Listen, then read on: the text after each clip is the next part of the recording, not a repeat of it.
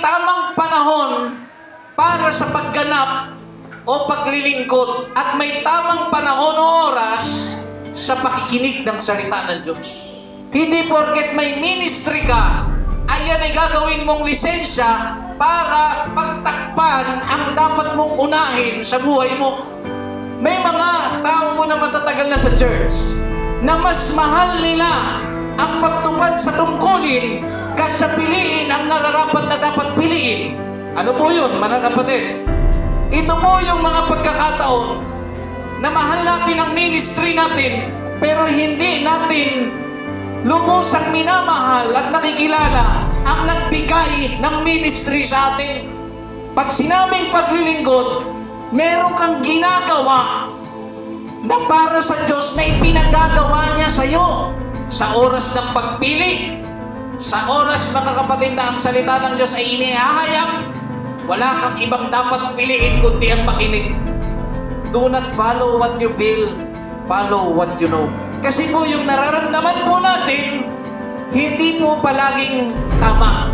Dahil, mga kapatid, sa mga negatibong nararamdaman natin, minsan nagdidesisyon na tayo ng bagay na hindi naman nakasulat sa Biblia. At paboritong-paborito ng tao na nawawala po sa linya ng Diyos ang piliin ang mga bagay na hindi tinuro ni Kristo. Pag na-offend sa church, aalis. Hindi naman yan tinuro ni Kristo. Pag nasaktan sa preaching, maghahanap ng kakampi. Hindi naman yan ang itinuro ni Kristo. Kapag masyado ng masakit at iniisip mo, pangalan mo na lang ang babanggitin, sasama ang iyong loob, hindi naman yan ang itinuro ni Kristo. Dapat doon tayo sa itinuro ni Kristo. Kasi yung nararamdaman natin na offensement, nararamdaman po natin na nasasaktan tayo sa preaching, nasasaktan tayo, natitisod tayo sa ating mga kapatid, natitisod tayo sa ating pastor, natitisod po tayo sa ating church. Hindi po solusyon ang mag-backslide. Hindi po solusyon ang magtanim ng galit. Hindi po solusyon, mga kapatid, ang umalis sa church. Hindi yan ang itinuro ni Kristo. Doon tayo sa itinuro ni Kristo. Gaya nito, igalang mong iyong ama't ina, aral ni Kristo. Kahit na ikaw po, sobrang sakit ang ginawa sa iyo ng iyong magulang na hindi ka tanggap-tanggap, napagsabihan ka o napahiya ka sa harap ng maraming tao, o may ginawa sa iyo na hindi maganda, na feeling mo talagang namumuhi ka na sa kanya, mga kapatid, hindi yan itinuro ni Kristo na ikaw ay magtanim ng galit o sama ng loob. Hindi po yan itinuro sa atin. Kailan mo igagalang iyong ama't ina? Kapag binilahan ka ng iPhone? Kapag binigyan ka ng gusto mo? Paano kapag hindi nila mapili ang gusto mo? Paano kung hindi nila maibigay ang pangangailangan mo? Doon mo isusukat, doon mo ipagbabase, mga kapatid, ang pagbibigay mo ng respeto at paggalang sa kanila. Hindi po. Kahit sa mga panahong hindi ka tanggap-tanggap ang pananalita na narinig mo sa iyong magulang, bunga ng katigasan ng ulo mo, kailangan mo pa rin silang irespeto. Hindi mo sila pwedeng itakwil dahil hindi yan turo ni Kristo. Kaya nga masusukat ang ating pagsunod doon sa tinatawag na pressure. Hanggat hindi ka dumadaan sa pressure, mga kapatid, hindi mo mapapatunayan na marunong kang gumalang sa iyong magulang. Hindi mo mapapatunayan, mga kapatid, na ang iyong magulang ay kaya mong irespeto o mahalin kung hindi ka dadaan sa pinakamatinding pressure ng buhay mo. Dahil yung pressure na yan, mga kapatid, ang bumabalat sa pagkatao natin para matukoy, makita kung talagang ikaw ay dalisay. Minsan akala natin gaya sa kasal, pag mag-asawa, nagsumpaan, hirap at ginawa, sa kagutuman, sa kabusugan, etc.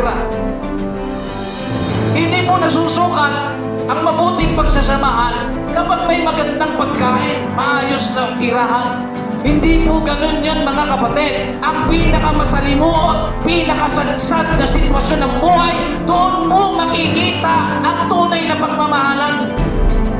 Minsan, mga kapatid, kailangan talagang isadsad. Minsan puputpulin ka na makita ka ng Diyos kung susunod ka o hindi. Yung sinabi ng Diyos, yun yung ating panghawakan. Wag po yung sinasabi ng tao. Wag po yung nararamdaman natin o yung emosyon natin. Dahil sa oras na nagdesisyon tayo out of our emotion, mga kapatid, ang damage niyan, ang patutunguhan mo, mga kapatid, maaaring pagsisisihan mo. Dahil yung Minsang desisyon ng buhay natin, minsang emosyon, minsang pagsasalita, mga kapatid, ay magdudulot ng napakalaking damage. At dadating ang panahon, mga kapatid, hindi mo na mababawi ang sitwasyon. At darating ka na lang sa sitwasyon, aalalahanin mo, kung hindi ko lang sana ginawa yun, kung hindi ko lang sana pinili yun, kung hindi ko lang sana ganito, etc. Gaya sa paglilingkod sa Diyos. Kung pinili ko lang sanang makinig sa salita ng Panginoon, hindi sana ako akbaw sa church, hindi lang ako nakamaya, nagtatampo na ako, hindi na ako nagsisimba. May mga taong ganyan, hindi lang nakamayan, hindi napansin. Ganito pala mga tao dito sa simbahan. Tatanungin muna kita, bakit ka ba naglingkod sa Diyos? Ano ang rason ng paglilingkod mo sa Diyos? Hindi ba't kaya tayo nandito dahil gusto nating maligtas? Yung tao na na-offend ka, gusto niya rin maligtas. Pero bakit ang tinatanim mo sa puso mo doon sa taong nagagalit ka o taong may galit sa'yo? Bakit iba yung iyong ginagawa? Doon sa pinagagawa sa'yo ng Diyos. Ang offensement ng buhay, ang lahat ng negatibong nangyayari sa church, mga kapatid, hindi ito ang dapat na ginagawa nating dahilan para lumayo sa Diyos. Matuto tayong makinig bago maglingkod. Paano mo paglilingkuran ang Diyos kung hindi mo siya lubusang kilala? Hindi mo lubusang kilala o nalalaman ang kanyang mga kautusan. Hindi mo lubusang nalalaman kung saan siya nagagalit, kung saan siya natutuwa, mga kapatid. At hindi mo rin alam kung ano ang mga binababa niyang utos sa iyo, personal. Dapat alam mo yon para makapaglingkod ka ng tama sa Panginoon.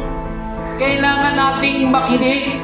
Anumang bagay ang natututunan natin sa salita ng Diyos, hindi po maaalis yan sa inyo kahit ng batalyon ng demonyo, mga kapatid, ang humarang dyan para yan ay hilahin sa iyo. Hindi yan mawawala sa iyo, mga kapatid, na may isa lamang bautismo sa pangalan ni Jesus na natutunan mo. Yayakapin mo yan, mga kapatid, hanggang kamatayan mo. Na mayroong iisa lamang Diyos na ang pangalan ni Jesus, yayakapin mo yan hanggang kamatayan mo, mga kapatid.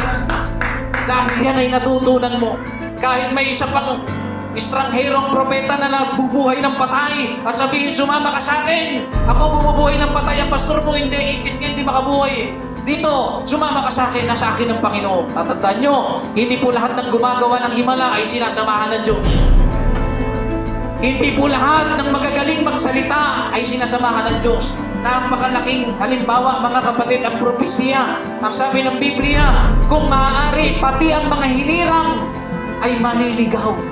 May mga lilitaw na bula ang propeta na magpe-perform ng maraming kababalaghan na ikaw, mga kapatid, ay kung mahina-hina ka at wala kang alam sa aral, maniniwala ka, madadala ka. Kaya nga sabi sa propesya, kahit ang mga hinirang ay maaaring mahila. Kaya dito niyo makita na ang isang mga ngaral o isang propeta kahit bumuhay ng patay, hindi yan basihan. Hindi yan sapat na basihan na sinasamahan sa ng Diyos. Hindi porket feeling mo anointed na nagsasalita, feeling mo nakaka-bless, sinatayo ka ng balahibo, mga kapatid. Hindi lahat ng naririnig natin na nakaka-bless ay ka-bless-bless ang buhay pagbaba sa pulpit. Totoo po yan. Meron po talagang napakauhusay, mga kapatid, sa salita o pananalitang pang tao, ang uhusay. Mahusay silang mangaral. Pero makikita mo na umiinom ng beer. Ang basihan natin, aral. Kahit gaano kagaling, kapag hindi nakasulat, huwag natin tanggapin. Kung talagang panahon mo na, ang Diyos ang magbubukas ng pinto para sa iyo.